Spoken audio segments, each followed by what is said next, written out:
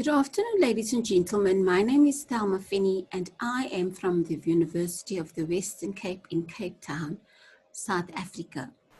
The title of my presentation is Exploring the Roles Teachers Play in Addressing Menstruation in School Settings. I have done the study with my supervisors, Professor Mokhadi Molatsani, as well as Professor Anita Padmanabhanuni, also from the University of the Western Cape. I will start the study in terms of the agenda that I have. I look at the background of the study, the aims of the study, the methods, results and discussion, limitations and recommendations, and finally, the overall conclusions will follow. In terms of the background, in sub-Saharan Africa, education has gained significant national and international attention since the early 1900s.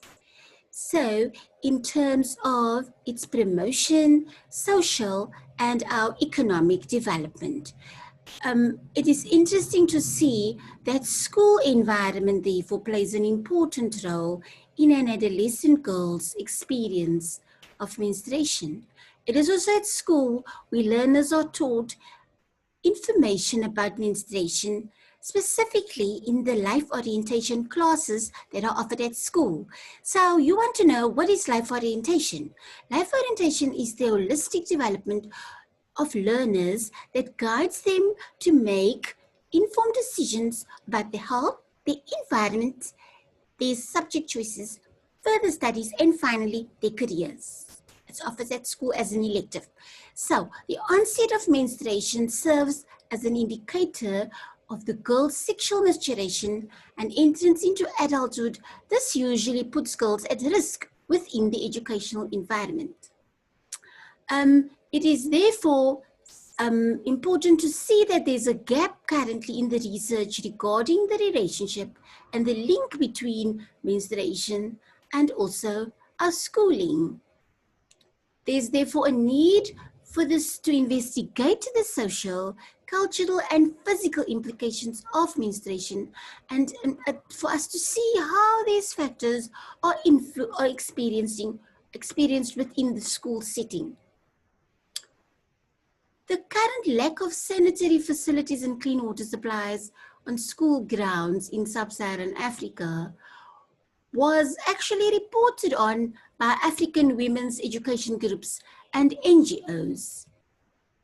One of the barriers that exists regarding the girls and the experience of menstruation at school will also highlight the role of gender bias in terms of the school curriculum, as well as the teacher's behavior. And this is really what the study is going to highlight.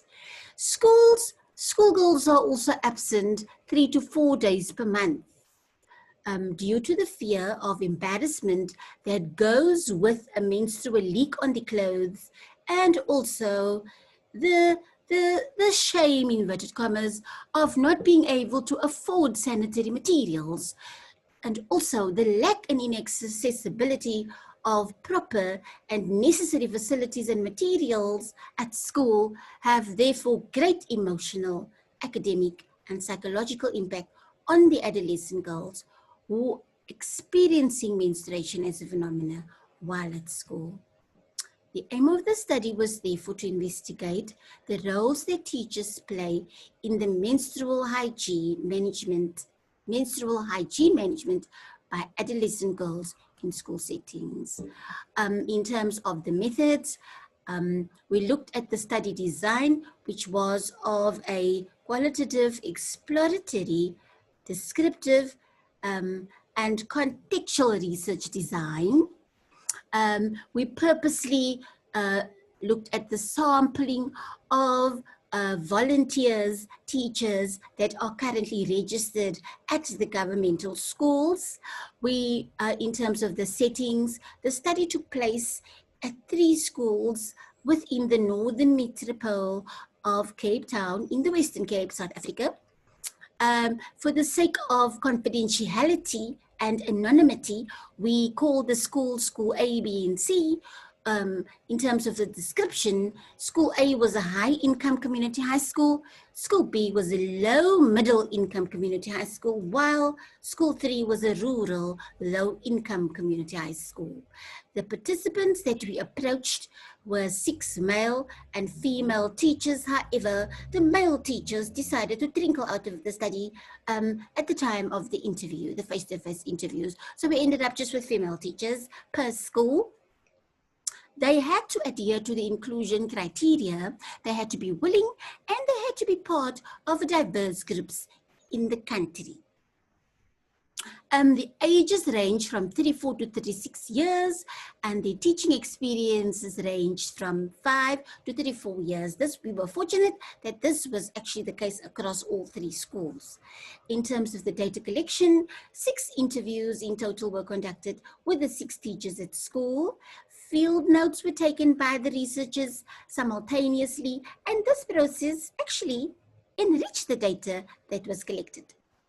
The data analysis was done through thematic analysis. That was for the interview data that was collected, and all ethical principles and guidelines were strictly adhered to. And finally, the necessary permission was obtained from the relevant parties, for example, the Western Cape Education Department, the university, and also the school principals. In terms of the results in the discussion, 40 themes were highlighted by means of the data collected. Theme 1 was the school attendance. Theme 2 was culture. Theme 3 was experiences and perceptions of the teachers. And the final theme that was highlighted as a result of the interviews, where teachers recommended key resources in terms of institutional as well as economic resources. When the teachers were asked about what are the biological challenges that the learners experience, they mainly looked at physical symptoms, where learners spoke about pain, they were tired, they had stomach abdominal pains, or they had headaches and dizziness. This was the case amongst all schools.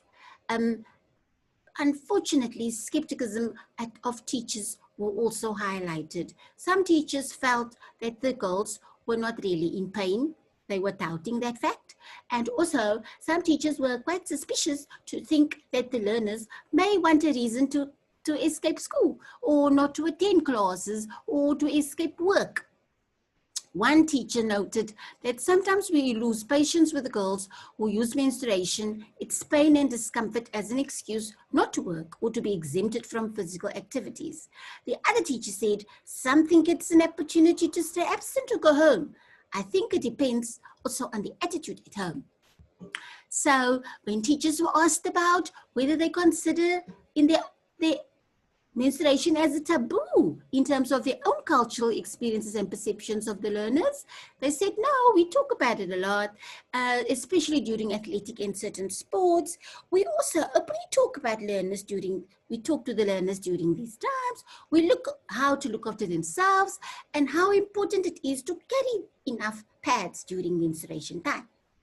So they felt also that they educate the learners how to deal with menstruation, while another teacher of school C noted that while she's comfortable speaking about menstruation, not all cultures were open to it, and that goes for most of the learners at school, which means that sometimes most families still consider it as a taboo. The female teacher's attitudes toward menstruation, that is theme 2, teachers felt that they considered themselves sensitive, but not always. I admire their honesty for that, as learners tend to manipulate specifically the female teachers when they have their cycle. Another teacher said they do care because some of them would even take the learners home to go wash and change if they flowed through their clothes. So the caring nature of the teachers also need to be considered in this regard and remembered. So when the female teachers were asked about the attitudes of the male teachers, as the male teachers now have totally disappeared from the interviews, some female teachers felt that the males have little to no real interaction with the girls. For them, it's a female thing. Another teacher felt that the males do understand because they would then bring the child to the office to be sent home or to be sent to a female teacher. So when we want to look at theme 4 and the key resources, in terms of institutional resources, teachers noted that there's a lack of adequate school facilities for some, while not for others. School A and B had the necessary institutional resources. They had great toilets, they had spacious bathrooms, and learners didn't lack facilities. While school C unfortunately said we have enough toilets, however, they're not always very clean sometimes, and also the toilets can sometimes not even flush during the menstruation time of the girls, which is unfortunate. When they were asked about the lack of running water at school, one teacher said, sometimes we don't have running water at all, yes. There were times when the water pipe burst, and when the pipes were stolen, that is because of the result of the environment where the school finds itself in. But it's never really for long periods though, which is a good thing. The provision of school counseling support at school, some felt that it's needed because it will remind the learners that it's a natural occurrence and they don't have to be embarrassed about it. Also, it will help them with coping mechanisms, while another teacher felt that it will boost their self-esteem so that they know that as long as they look after themselves, they keep themselves clean, they don't have to be ashamed as long as they don't have a bad odor.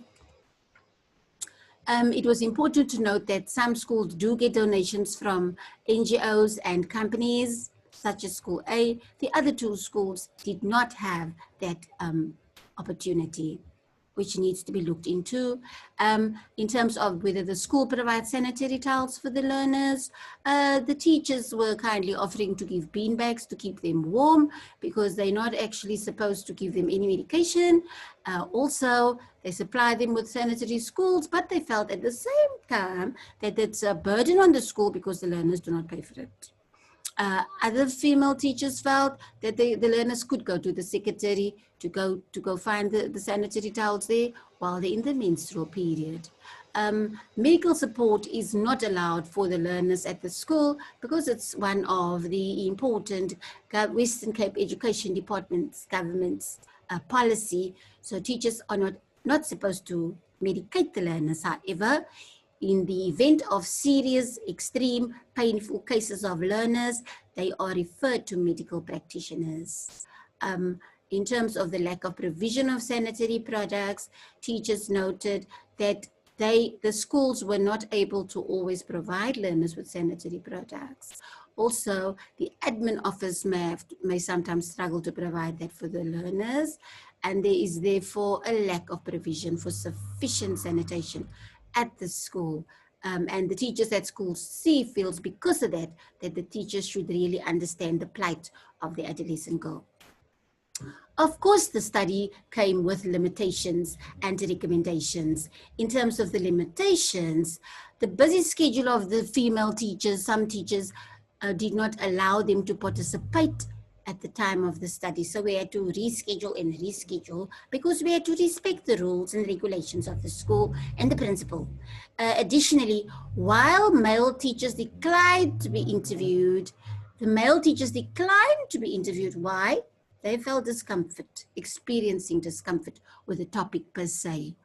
That is a situation that finally will change, I think, sometime or other.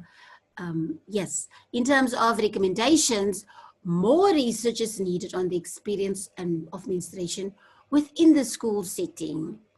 Literature is alluding to this gap right now, and the government departments, teachers recommended that the government departments must be approached so that more support and resources are made available for the teachers and the adolescent girls, specifically within the school settings. In terms of the conclusions of this study, which was a very exciting one, I might say, teachers should explore their own experiences and perceptions in terms of menstruation in order to assist and support the learners during this time effectively and without any skepticism. Menstrual complaints may be directly linked to school attendance, that is a definite. The challenges with regard to buying sanitary products or materials or sanitation plays a very important role in this regard, as it will also help and support the girl to enhance their academic performance if this need is addressed. The necessary support and resources that both teachers and learners require really needs to be looked into as a matter of urgency, specifically from the Western Cape Education Department, as well as the overall government of the country. Here is you find my resources that I used for the study. And finally, ladies and gentlemen, I want to thank you for listening to my presentation, or to our presentation. It was indeed a very exciting study. Thank you.